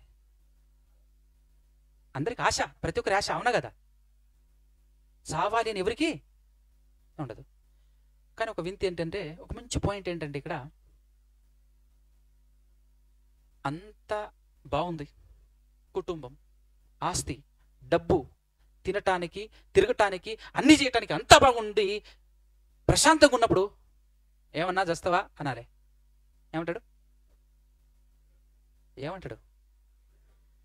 ఎక్కడికి వచ్చి ఏం మాట్లాడుతున్నావురా, మాట్లాడటం నేర్చుకో ఫస్ట్ నువ్వు అంటాడు, అంతేనా? అదే భయంకరమైన కష్టాల్లో బాధల్లో కూరుకుపోయినటువంటి వ్యక్తి దగ్గరికి వెళ్ళేసి బతుకుతావా అను, తొందరగా సావాలనుకుంటున్నాను రా అంటాడు. బాధలు వస్తేనేమో సావాలి అని కోరుకుంటాడు, ఏ బాధలు లేనప్పుడు వామ్మో సావే రాకూడదు అని కోరుకుంటుంటాడు, ఎక్కువ దినాలు బ్రతకాలని కోరుకుంటాడు, అంతే కదా మనిషి కోరిక. ఇదంతా మీకు ఎందుకు చెప్తున్నానంటే, మనిషి యొక్క ఏకైక బలమైన కోరిక వాడికి తెలియట్లేదు, కానీ వాడి కోరికే నేను చావకూడదు, నేను చావకూడదు, నేను చావకూడదు. ప్రతి ఒక్క మనిషి ఒక కోరిక అది, నేను బతకాలి, ఇంకా బతకాలి, ఇంకా బతకాలి. ఏ వ్యక్తి కూడా నేను చచ్చిపోతా అని చెప్పేసి వెళ్ళడు. బాధలు, కష్టాలు, ఇబ్బందులు ఉంటే తప్ప, తట్టుకోలేక అప్పుడు మాత్రమే చచ్చిపోతా అంటాడు. కానీ ప్రశాంతంగా ఉన్నప్పుడు ఎవరు అంటే ప్రతి మనిషి యొక్క కోరిక ఏంటంటే ఇంకా బతకాలి, ఇంకా బతకాలి, ఇంకా బతకాలి. ఇప్పుడు దేవుడు యేసుక్రీస్తు ద్వారా చూపించింది అదే కదా, చావు లేదు, నిరంతరం నిత్యం బ్రతికే గొప్ప అవకాశం రా. అది యేసుక్రీస్తు ద్వారా పిలిచిన పిలుపు. నీ నరాల్లో ఉన్న కోరిక అదే కదా, నేను అదే ఇస్తారా. ఇల్లు కావాలి ప్రభు అనకు, పెళ్లి కావాలి ప్రభు అనకు, అవి చీపు, అవి నువ్వు వద్దన్నా కాదన్నా టైం టు టైం అన్నీ వెళ్ళిపోతాయి. కానీ దేవుడు ఇప్పుడు ప్రపంచ ప్రజలందరి ముందు పెట్టిన ఆఫర్ ఏంటి? నేను నియమించిన మనిషిని చూడు, మీరే మీ కళ్ళ ముందే మీరే కొట్టి మరి చంపేశారు కదా, చాప్టర్ క్లోజ్ అనుకున్నారు. కానీ కొత్త పేజీ ఆరంభమైంది. 3 రోజుల్లో మరలా తిరిగి నిలబడ్డాడు. ఇంకో మ్యాటర్ ఏంటో తెలుసా? ఇప్పుడు ఆయనకు చావే లేదు. నీకు కావాలా? అయితే రా. నీకు కావాలా? అయితే రా. ఇది కదా ఒరిజినల్ సువార్త. ఇది కదా అపోస్తలుడైనటువంటి పౌలు వెళ్ళి చెప్తున్నది. ఎవరిని నియమించారు చెప్పండి? ఎవరి చేత ఒక దినాన్ని నియమించాడు? మనకు ఆధారం ఏంటి? దేవుడున్నాడు అని దేవుడిని నమ్మటానికి ఆధారం ఎవరు? యేసుక్రీస్తు ప్రభులు వారు. పర్టికులర్గా మాట్లాడితే యేసుక్రీస్తు ప్రభులు వారు అనేటటువంటి ఒక వ్యక్తి చచ్చిపోయి మరలా తిరిగి లేపటం, నిలబడటం, బ్రతకటం ఆధారం అది. ప్రతి మనిషి భయపడుతున్నది చావుకి. ఆ చావునే లేకుండా చేస్తారా అని పిలుస్తున్నప్పుడు ఎందుకు రావు అంటే, ఈరోజు క్రైస్తవ్యం కూడా దారి తప్పింది. ఈ లైన్లో, ఈ పాయింట్లో లేదు. క్రైస్తవ్యం ఈ పాయింట్లో ఉందా? Same to same. బయట నేను క్రైస్తవుడిగా కాకముందు లోకంలో ఎలాంటి ఆశలు చూపించి అసలు గుడికి ఎందుకు వెళ్తారు తెలుసా? లోకంలో ఉన్నటువంటి వాళ్ళు ఎవరైనా సరే మీరు చూడండి, గుడికి ఎందుకు వెళ్తారు తెలుసా? బాధ వస్తే, కష్టం వస్తే, ఏదైనా ఇబ్బంది వస్తే అప్పుడు మాత్రం వెళ్తారు. ఊరికి వెళ్ళరు, అస్సలు వెళ్ళరు. ఈరోజు సంఘాలన్నీ నిండిపోయినాయి. దేనికోసమో తెలుసా? అందరిని నుంచోబెట్టేసి వరుసగా 1 by 1 సాక్ష్యాలు చెప్పున్నానండి. ఏం చెప్తాడు? అసలు ఎందుకు వచ్చావు నువ్వు ఇక్కడికి అంటే, ఒకప్పుడు అండి మా ఇంట్లో మా అబ్బాయికి చాలా బాగుండకపోయేదండి, చావు బతుకులో ఉన్నాడండి, ఆయన బతికేశాడండి, మేము వచ్చేసామండి. ఒకప్పుడు అండి మరి పిల్లలు లేరండి మాకు, చాలా రోజులు అన్ని హాస్పిటల్ తిరిగామండి, వచ్చిన హాస్పిటల్ తిరిగామండి, పాస్టర్ గారి దగ్గర వచ్చామండి, ఆయన ప్రార్థన చేశాడండి, పిల్లలు పెట్టారండి. ఇప్పుడు మహిమ ఎవరికి వెళ్తుంది? లాభం ఎవరికి? పాస్టర్కే. దేవునికి ఏ లాభం లేదు. ఇప్పుడు విచిత్రం ఏంటంటే, ఎందుకు చెప్పిస్తున్నాడో తెలుసా? అయినా పాస్టర్ గారు అట్లాంటివన్నీ ఎందుకు చెప్పిస్తున్నాడో తెలుసా? అది విని ఇంకో 10 మంది వస్తారు. వినుట వలన విశ్వాసం కలుగుతుంది. ఆ వినుట ఎవరి గురించి అని చెప్పేసి బైబిల్ చెప్పింది. కానీ క్రీస్తు గురించి చెప్పి రప్పించరు వాళ్ళు. అవునా కదా? ఎట్లుంటుందో చూడు ఒక్కసారి. క్రైస్తవ్యంలోని వాస్తవం లేకుండా పోయింది. అవునా కదా? దేవుని గురించి ఎంత చక్కటి ఇంట్రడక్షన్ ఇచ్చాడు. ఇచ్చి ఫైనల్గా కిందికి వచ్చేసిన తర్వాత ఆ దేవుడే ఒక మనిషిని పంపించాడు, ఒక మనిషిని నియమించాడు. నియమించినటువంటి ఆ మనిషిని మనుషులు చంపేస్తే 3వ దినాన తిరిగి మరలా లేపాడు. అందుకోసమే బాగా వినండి, మనకు రక్షణ ఎక్కడ కలుగుతుంది? మనకు రక్షణ కానివ్వండి, పాపక్షమాపణ కానివ్వండి, ఎక్కడ కలుగుతుందో ఆ పాయింట్ చెప్పి నేను పాఠం ముగించేస్తాను. ఎక్కడ కలుగుతుంది అని అంటే, అసలు బేస్ దేవుని దగ్గరికి రావడానికి, దేవుని నమ్మటానికి ఆధారం బేస్ ఎక్కడుంది అనేటటువంటి పాయింట్ చెప్పి నేను దానికోసం కొన్ని పాయింట్లు చూపించి పాఠం ముగించేస్తాను. ఎఫెసీయులకు రాసినటువంటి పత్రిక 1వ అధ్యాయం 17 నుంచి 19 వచనాలు కలిసి ఉంటాయి. నిమ్మలంగా జాగ్రత్తగా చదువుకుందాం, మనకు అర్థమవుతుంది. ఎఫెసీయులకు రాసినటువంటి పత్రిక 1వ అధ్యాయం 17 నుంచి 19 వచనాలు. మరియు మీ మనోనేత్రములు వెలిగింపబడినందున ఆయన, అంటే ఇప్పుడు ఇక్కడ ఆయన ఎవరో చెప్పినా తెలుసా? అది ఆయన మిమ్మును పిలిచిన పిలుపు వల్లనైన నిరీక్షణ ఎట్టిదో. 1వ పాయింట్, పరిశుద్ధులలో ఆయన స్వాస్థ్యము యొక్క మహిమైశ్వర్యం ఎట్టిదో. 2వ పాయింట్, ఆయన అంటే దేవుడు క్రీస్తు నందు వినియోగపరిచిన బలాతిశయమును బట్టి, క్రీస్తు నందు దేవుడు వినియోగించిన బలం, ఆ బలాతిశయమును బట్టి విశ్వసించు మన యందు. అంటే మనం ఎలా విశ్వసించాలట? దేన్ని బట్టి విశ్వసించాలట? దేవుడు క్రీస్తునందు వినియోగపరిచిన బలాన్ని బట్టి, ఆ బలాతిశయమును బట్టి మనం విశ్వసించాలట. విశ్వసించటానికి బేస్ పాయింట్, ఆధారం, విశ్వసించిన మన యందు ఆయన చూపుచున్న తన శక్తి యొక్క అపరిమితమైన మహత్యమెట్టిదో మీరు తెలుసుకొనవలెనని మన ప్రభువైన యేసుక్రీస్తు యొక్క దేవుడైన మహిమా స్వరూపియగు తండ్రి. అంటే యేసు ప్రభుకు కూడా దేవుడు ఉన్నాడు. మన దేవుడే యేసుప్రభు దేవుడు, యేసుప్రభు దేవుడే మన దేవుడు.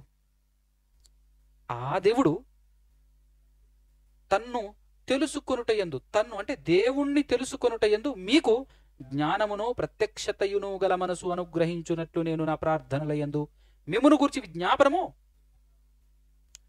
ఫైనల్ ఏంటంటే యేసుక్రీస్తు ద్వారా దేవుని తెలుసుకోవాలి, యేసుక్రీస్తు ద్వారా దేవుని చేరుకోవాలి, యేసుక్రీస్తు ద్వారా దేవుని తెలుసుకోవాలి. అయితే యేసుక్రీస్తు ద్వారానే దేవుణ్ణి విశ్వసించాలి. ఎలా అంటే దేన్ని బట్టి అని అంటే యేసుక్రీస్తు నందు దేవుడు వినియోగపరిచినటువంటి బలం. ఇంతకు యేసుక్రీస్తు దేవుడు యేసుక్రీస్తు నందు తన బలాన్ని ఎప్పుడు ఉపయోగించాడు, ఎక్కడ ఉపయోగించాడు అనేటటువంటి పాయింట్లోనికి మనం వెళ్తే కొలస్సీలకు రాసినటువంటి పత్రిక 2వ అధ్యాయం 12వ వచనం.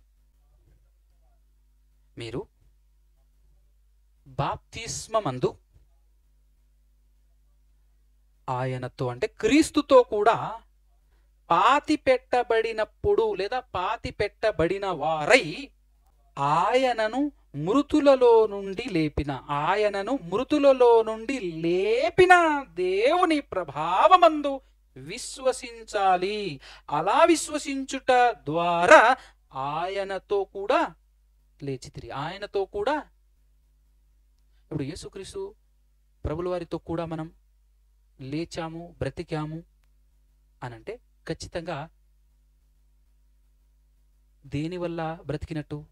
ఎఫెసీ పత్రిక 2:2 ఏమంటాడు? ఒక మాట స్పీడ్గా చదువు. 2:1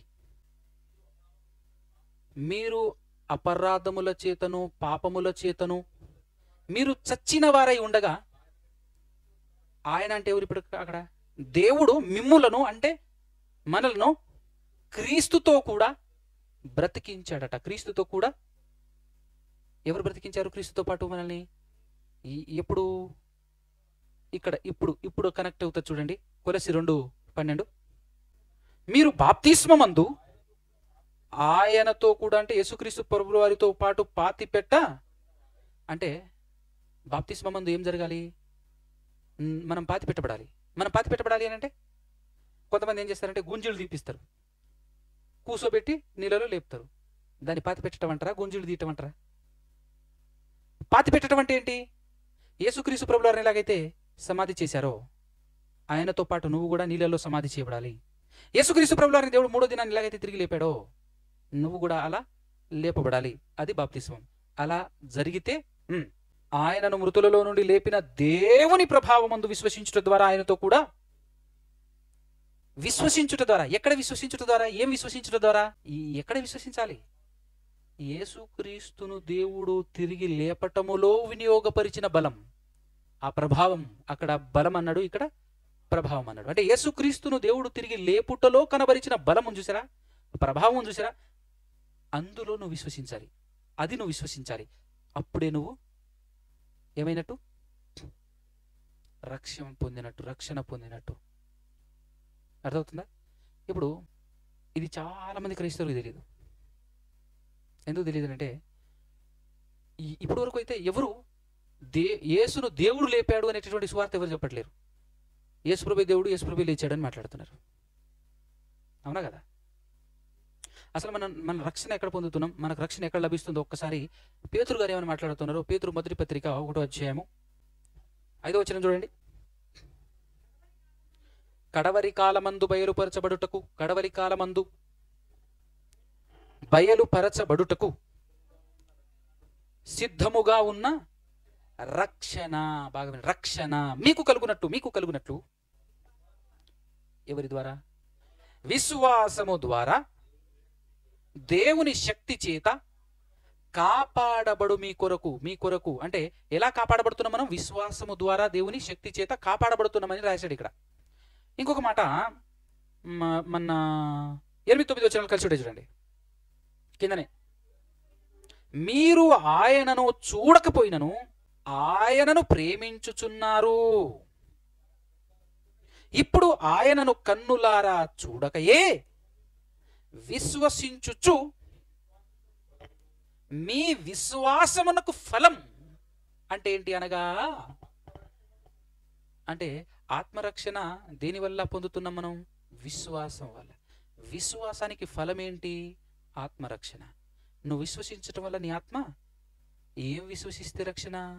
ఏం విశ్వసిస్తే రక్షణ కదా? రోమపత్రిక 10:9 అదేమనగా, యేసు ప్రభువు అని నీ నోటితో ఒప్పుకొని దేవుడు మృతులలో నుండి ఎవరిని లేపెనని? ఆయనను లేపెనని. అంటే ఆయన ఎవరు? క్రీస్తును లేపెనని నీ హృదయమందు విశ్వసించిన ఎడల. ఎడల అనే మాటకు అర్థం ఏంటి? ఎడల అనే మాటకు అర్థం ఏంటి? ఎవరైనా చెప్తారా? ఎవరైనా మీరు ఎవరైనా చెప్పగలుగుతారా? ఎడల అనే మాటకు అర్థం అలా విశ్వసిస్తేనే. అలా విశ్వసిస్తేనే. ఎలా విశ్వసిస్తేనే? దేవుడు మృతులలో నుండి యేసుక్రీస్తును లేపాడు అని హృదయమందు విశ్వసిస్తేనే రక్షణ రక్షణ రక్షణ వస్తుందట. మరి ఇలా కాకుండా మా దేవుడు మా కోసం వచ్చాడు, మా దేవుడే తిరిగి లేచాడు, మా దేవుడిని చంపేశాడు, మా దేవుడు తిరిగి లేచాడు అని చెప్పేసి నమ్మి బాప్తిని తీసుకున్నాం అనుకో, రక్షణ వస్తుందా? ఒక పొల్లైనను సొత్తైనను తీసేయకూడదు, కలపకూడదు అన్నటువంటి దాంట్లో ఇంత ఘోరంగా మారిస్తే ఉంటుందా? అపోస్తల కార్యం మీరు చదివారా? అడుగడుగున పదే పదే పదే పదే ఇదే మాట చెప్తుంటారు. పేతురు యోహాను గారులు ఏదో సువార్తకి వెళ్తారు, ఎన్ని చోట్ల చెప్తారు, అన్ని చోట్ల ఇదే చెప్తారు. ఈవెందో పౌలు గారు సువార్త దండయాత్రకు మొదటి ప్రయాణం, రెండో ప్రయాణం, మూడో ప్రయాణంలో అంత్యోక్యలో మాట్లాడిన, పిసిదియాలోని అంత్యోక్యలో మాట్లాడిన, తర్వాత ఎథెన్స్లో మాట్లాడిన, రోమాలోకి వెళ్ళి మాట్లాడినా, ఎక్కడికి వెళ్ళి మాట్లాడినా కూడా ప్రతి చోట ఏం చెప్తుంటాడు తెలుసా? ఇదే మనకు ఆధారం. యేసుక్రీస్తును దేవుడు లేపాడు. యేసుక్రీస్తును దేవుడు లేపాడు. దేవుడు ఒక మనిషిని సెలెక్ట్ చేసుకున్నాడు. ఆ మనిషిని మనుషులు చంపేశారు. ఆ మనిషిని దేవుడు 3వ దినాన్ని తిరిగి లేచాడు. అది నమ్మటమే, అదే మనకు ఆధారం. అది నమ్మితేనే రక్షణ అని చెప్పేసి చెప్తుంటారు. ఎందుకంటే మార్చి చెప్తే రక్షణ లేదు, మార్చేస్తే రక్షణ లేదు. అర్థమవుతుందా? ఏ అపోస్తలుడైనా సరే, ఎవరైనా సరే చెప్పేది ఒకటే, క్రీస్తును దేవుడు మృతులలో నుండి లేపాడు. క్రీస్తును దేవుడు లేపాడు. అక్కడేముంది? రక్షణ. అలా నమ్మితేనే రక్షణ. అలా నమ్మట్లేమో అనంటే రక్షణ ఉన్నట్ట లేనట్ట? ఎందుకంటే మీరు బాగా ఆలోచన చేయండి, ఇది సరళమైన అద్భుతమైనటువంటి సువార్త. ఎవరు అపార్థం చేసుకోకుండా, నా దేవుడు నీ దేవుడు వేరు కాదు, మనందరి దేవుడు ఒకడే. ఆ ఒకే ఒక దేవుడు నిరాకారుడు, ఇట్ మీన్స్ అదృశ్యుడు. ఆ దేవుడు మనిషిగా అవతారం ఎత్తుకొని భూలోకానికి రాలేడు. ఈరోజు మనం 2000 సంవత్సరాల క్రితం మా దేవుడు పుట్టాడు అనగానే 4000 సంవత్సరాల క్రితం మా దేవుడు పుట్టాడు అంటున్నారు వాళ్ళు. అవునా కదా? మనకు బైబిల్ కూడా తెలియాలి. దేవుడు అంటే చావు పుట్టుకలు ఉండవు. ఏముండవు? రెండు ఉండవు. చావును పుట్టుకను ఇస్తాడే తప్ప ఆయన పుట్టడు, ఆయన చావడు. 2 పాయింట్లు. పాత నిబంధనలో ఒకటి, దానికి బేస్ కొత్త నిబంధన చూపించి ప్రార్థన చేసేస్తాను. ఎందుకంటే ఉట్టి మాటలతో మనం చెప్పొద్దు, ప్రతిదీ కూడా ఆధారం, త్రూ రిఫరెన్స్. ఓకే? 2వ దినవృత్తాంతముల గ్రంథములు 6వ అధ్యాయం 18వ వచనం. మనుషులతో కలిసి చేస్తాడా? అద్భుతమైన క్వశ్చన్ కదా. దేవుడు మనుషులతో కలిసి మరొక మనిషిగా భూమి యందు నివాసం చేస్తాడా? చేయడా? కింద చెప్పాడు ఆన్సర్. ఆకాశ మహాకాశములు కూడా నిన్ను పట్టజాలవే అన్నాడా? అంటే ఇప్పుడు ఈ మాటను బట్టి దేవుడు భూలోకానికి వస్తాడా రాడా? మనిషిగా పుడతాడా పుట్టడా? అది పాత నిబంధన మాట అండి. కొత్త నిబంధనలో యేసుప్రభు వచ్చాడుగా, అంతే కదా. ఇలానే మాట్లాడతారు చాలామంది. అయితే కొత్త నిబంధనలో యేసుప్రభు వచ్చిన తర్వాత, వచ్చి చనిపోయి మూడో దినాన తిరిగి దేవుని చేత తిరిగి లేపబడ్డ తర్వాత పరిశుద్ధాత్మతో నిండుకొనినటువంటి స్టెఫెను గారు సువార్తకు బయలుదేరి ఏం చెప్తున్నాడు తెలుసా? దేవుడు భూలోకములో నివసింపడు, భూలోకానికి రాడు అని చెప్తున్నాడు ఆయన. ఎవరు? అమ్మ. మరి వచ్చింది ఎవరు? అంతే కదా. మనం అంటే మామూలుగా అనుకోవచ్చు, ఈ లోకంలో ఉన్న పాస్టర్లు అయితే ఉట్టి మాటలతో మాట్లాడుతున్నారు అనుకోవచ్చు. కానీ పరిశుద్ధ గ్రంథంలో ఆయన గురించి రాయబడింది పరిశుద్ధాత్మతో నిండుకొనిన వాడే సువార్త చెప్పాడు అని. ఎవరి గురించి? స్టెఫెను గారి గురించి. ఆ స్టెఫెను గారు పరిశుద్ధాత్మతో నిండుకొనిన వాడే ఏమని మాట్లాడుతున్నారు తెలుసా? సువార్త చెప్తూ అపోస్తలుల కార్యం 7వ అధ్యాయము 50వ వచనం. అపోస్తలుల కార్యం 7వ అధ్యాయం 50వ వచనం. ఆయనను ఏంటిది? ఆకాశము నా సింహాసనము, భూమి నా పాదపీఠము, మీరు నా కొరకు ఎలాంటి మందిరం కట్టుదురు? నా విశ్రాంతి స్థలం ఏది? ఇవన్నీ నా హస్తకృతములు కావా అని దేవుడు చెప్పుచున్నాడు అని ప్రవక్త పలికిన ప్రకారం సర్వోన్నతుడు నివసింపడు హస్తకృతాలయంలో. అదే మాట. ఆ మాట పాత నిబంధనలో ఉన్నదండి, అది చెల్లదు అని అనుకుంటావేమో. అదే మాటను మళ్ళీ మాట్లాడండి ఇక్కడ ఆత్మ సహాయంతో. నివసింపడు. మరి హస్తకృతాలయాలలో నివసించిన అంటే మళ్ళా మనుషులతో పాటు మనుషులుగా తిరిగినటువంటి ఆయన ఎవరు? మరి అర్థం కావాలద్దా మనకు? ఆయన ఎవరు? ఆయన దేవునికి కుమారుడు, దేవుని కుమారుడు, యేసు క్రీస్తు ప్రభుల వారు, మెషియా, క్రీస్తు కదా. ఇంకొక అపోస్తలుడు కూడా ఏం చెప్పాడు తెలుసా? యోహాను గారు పత్రిక రాస్తూ ఏం చెప్పాడు ఒకసారి. మొదటి పత్రిక 1వ అధ్యాయం 1వ వచనం. దేని గురించినదంట? జీవవాక్యమును గూర్చినది. ఆది నుండి ఏది ఉండెనో మేము, అంటే ఎవరు? మేము ఏది వింటిమో కన్నులారా చూశారట. ఎవరు? అపోస్తలులు. కన్నులారా మేము ఏది చూచితిమో, ఏది నిదానించి కనుగొంటిమో, మా చేతులు దేనిని తాకి చూచెనో. ఇంతకు వాళ్ళు చూసింది ఏంటి? ఎవరిని తాకారు? ఎవరిని చూశారు? మీరు చెప్పండి. అదే కదా, పక్కా కదా. మేము తాకాము, మేము చూశాము అని అపోస్తలుడైనటువంటి యోహాను గారు రాస్తున్నారు. రాస్తూ ఇదే పత్రికలో 4వ అధ్యాయంలో 12వ వచనం, 4వ అధ్యాయంలో 12వ వచనం, ఏ మానవుడును దేవుణ్ణి ఎప్పుడును మరి చూసింది ఎవరిని? మీరు తాకింది ఎవరిని? దేవుణ్ణి. అయితే మేము ఏ మానవుడు దేవుణ్ణి అంటే ఇప్పుడు దేవుడు ఎవరు? యేసుప్రభు ఎవరు? ఇంతకు యోహాను గారికి పరిశుద్ధాత్మ సహాయం ఉందంటారా? ఉందంటారా లేదంటారా? పరిశుద్ధాత్మ సహాయము, పరిశుద్ధాత్మ పూర్ణుడై ఏమని పలుకుతున్నాడు? ఇప్పుడు ఈ బేసులో మనకు అర్థం కావాల్సింది ఏంటి? మేము ఎవరినైతే తాకామో, మేము ఎవరినైతే చూసామో ఆయన అయితే దేవుడు కాదు. అదే కదా ఆయన చెప్తున్నది. దేవుణ్ణి అయితే ఏ మానవుడు చూడలేదు, ఈయననైతే మేము చూసాం. దేవుణ్ణి అయితే ఏ మానవుడు చూడలేదు అని అంటే ఇప్పుడు చూసింది ఎవరిని? ఒకవేళ చూసిన ఆయన కూడా ఎవరినైతే చూసారో ఆయన కూడా ఒకవేళ దేవుడు అనుకుందాం అనుకో. ఇప్పుడు ఈ లోకంలో సేవకులు, పాస్టర్లు అనుకునేటటువంటి వాళ్ళు యేసుక్రీస్తు కూడా దేవుడు అని చెప్పేసి మాట్లాడుతున్నారు కదా. అదే లెక్కల ప్రకారం అనుకుంటే ఇప్పుడు ఇక్కడ ఈ మాట ఏం కావాలి? ఇదేంది యోహాను గారు, మీరు చూశానంటారు ఒక పక్క ఏ మానవుడు చూడని అంటారు. ఆ మాటకు ఒకటే పుస్తకంలో ఉందా లేదా? అంటే ఇప్పుడు ఆత్మ సహాయంతో మాట్లాడుతున్నారా, ఎట్లా మాట్లాడుతున్నారు మీరు అనేటటువంటి డౌట్ వస్తే 100% పక్కా ఆత్మ సహాయంతోనే మాట్లాడుతున్నాను అని అంటాడు కదా. అందుకోసమే నీట్గా ఎవరికి డౌట్ రాకుండా 2:22లో చెప్పాడు ఆయన. 2:22లో ఏం చెప్పాడు చదవండి ఒకసారి. యేసు క్రీస్తు కాదు అని చెప్పేవాడు తప్ప ఎవడ బద్దీకుడు అని మొదటి మాట చెప్పాడు. నెక్స్ట్ మాట, తండ్రిని కుమారుణ్ణి ఒప్పుకోనని వీడే ఎవరట? పర్టికులర్గా క్రీస్తు విరోధి అని ఎవరిని పిలవాలి మనం? ఎవరైతే తండ్రి ఉన్నాడు, కుమారుడు ఉన్నాడు, తండ్రిని కుమారుణ్ణి ఇద్దరు ఉన్నారని ఎవడైతే ఒప్పుకోడో వాడే క్రీస్తు విరోధి. ఇంతకు ఇప్పుడు తండ్రి ఎవరు, కుమారుడు ఎవరు? తండ్రిని ఒప్పుకోవాలి, కుమారుడిని ఒప్పుకోవాలి. తండ్రి ఎవరు, కుమారుడు ఎవరు? ఎందుకంటే పాస్టర్లు అనేటటువంటి వాళ్ళందరూ ఏమంటారంటే ఎవరిని పెడితే వాడు క్రీస్తు విరోధి, వాడు క్రీస్తు.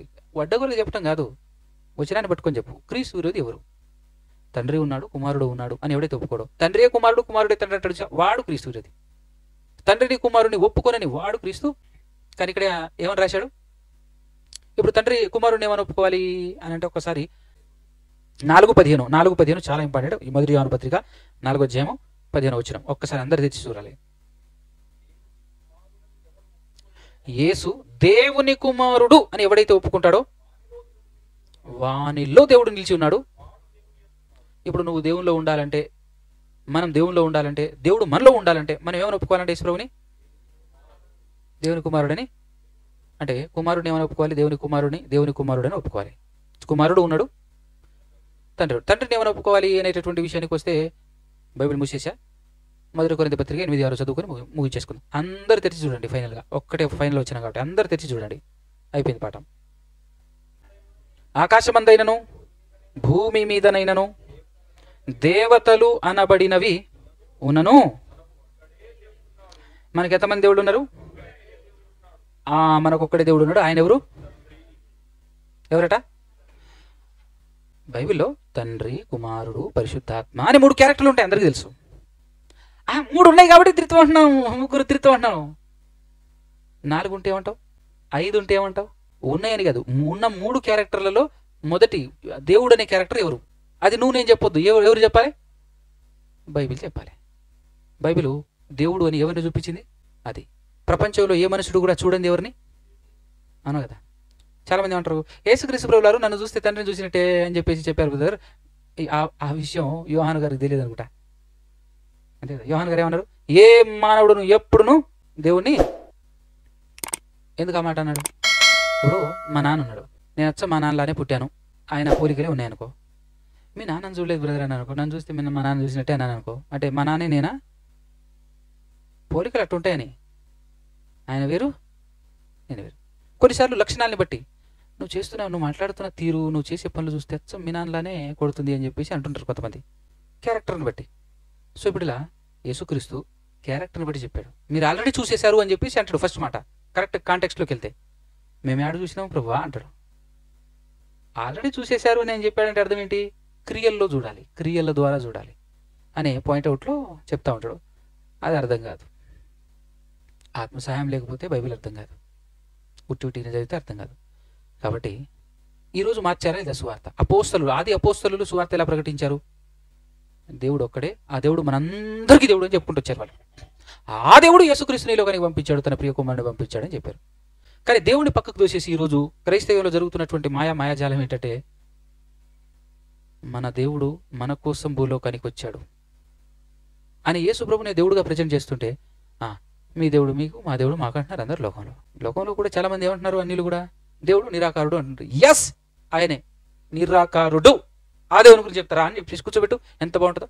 నీ దేవుడు వేరు, నా దేవుడు వేరు కాదు, మనందరి దేవుడు ఒక్కడే. ఆ ఒకే ఒక్క దేవుడు ఏర్పరిచిన ప్రణాళిక, సిద్ధపరిచినటువంటి సంకల్పం, తను మన కొరకు పంపించిన తన ప్రియ కుమారుడు ఒకప్పుడు వాగ్దానం చేశాడు 2000 సంవత్సరాల క్రితం క్రీస్తుకు పూర్వం.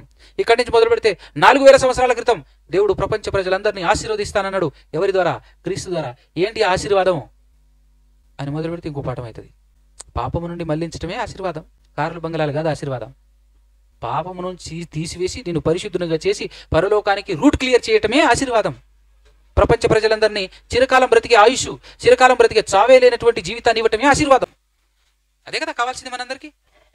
దానికోసం డబ్బులు జమ చేస్తా ఉంటాం. ఎంత జమ చేసినా కూడా సావకుండా అయితే ఉండం. అవునా కదా? సావకుండా ఉండాలంటే ఒకటి యేసుక్రీస్తుని సంపాదించాలి. క్రీస్తుని సంపాదించుకోవాలి. డబ్బు సంపాదిస్తే పక్క పోతావు చెప్తున్నా. నువ్వు సంపాదించాల్సింది చావకుండా బ్రతకాలి అంటే క్రీస్తుని సంపాదించుకో. క్రీస్తుని తప్ప ఏం సంపాదించుకున్నా, వజ్ర వైడూర్యాలు బంగారాలు ఏం సంపాదించుకున్నా పక్క చేస్తావు 100%. సో చావకుండా ఉండాలంటే క్రీస్తుని సంపాదించాలి. క్రీస్తు ఒక్కడే మార్గం నిత్య జీవానికి. క్రీస్తు ద్వారానే దేవుని దగ్గరికి చేరాలి అంటే క్రీస్తు తప్ప వేరే మార్గం లేదు. ఇది ప్రపంచానికి అర్థం కావాలి. ఇది ఉన్నట్టుగా మనం చెప్తుంటే రకరకాలుగా మాట్లాడుతున్నారు లోకస్తులు. అవునా కదా? రకరకాలుగా అంటే మనం ఏదో క్రీస్తుని పక్కకు దోసేసినట్టు. దేవుడిని పక్కకు దోసింది వాళ్ళు. క్రీస్తు ద్వారా దేవుని దగ్గరికి వెళ్ళాలి, ఖచ్చితంగా తండ్రిని ఒప్పుకోవాలి, క్రీస్తుని ఒప్పుకోవాలి, కుమారుని ఒప్పుకోవాలి అనేటటువంటి విధానంలో అపోస్తలులు చెప్పారు. దాని లెక్కల ప్రకారం మనం చెప్తున్నాం కదా. కాబట్టి విశ్వాసం దేన్ని ఆధారం చేసుకొని ఉండాలి? అది మెయిన్ పాయింట్, మీరు గుర్తుపెట్టుకోవాల్సినటువంటిది. దేవుడు క్రీస్తును తిరిగి లేపటంలో ఉపయోగించేటటువంటి బలాతిశయమును బట్టి మనం విశ్వసించాలి. అలా విశ్వసించి మీరు నేను మనమందరము పరలోకం వెళ్ళాలి. ఇదొకటే కాదు, ఒకటి విశ్వాసం ఖచ్చితంగా ఇలా కావాలి.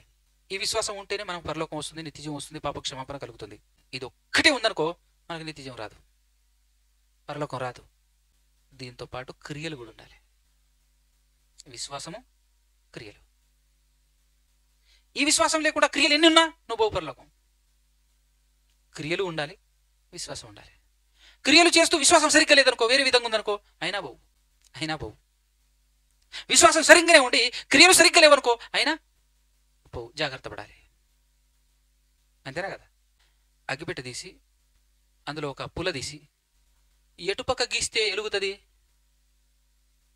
ఎటుపక్క గీయాలో అటుపక్క గీస్తేనే, అట్ట కాకుండా వేరే పక్క గీసినామనుకో, ఎంత గీసినా ఆ మైనం పోతుంది కానీ అది ఎలగదు. ఎన్నిసార్లు వెలిగించడానికి ట్రై చేసినా తెలుసా, కష్టపడుతున్నావు, బాగానే ఉంది.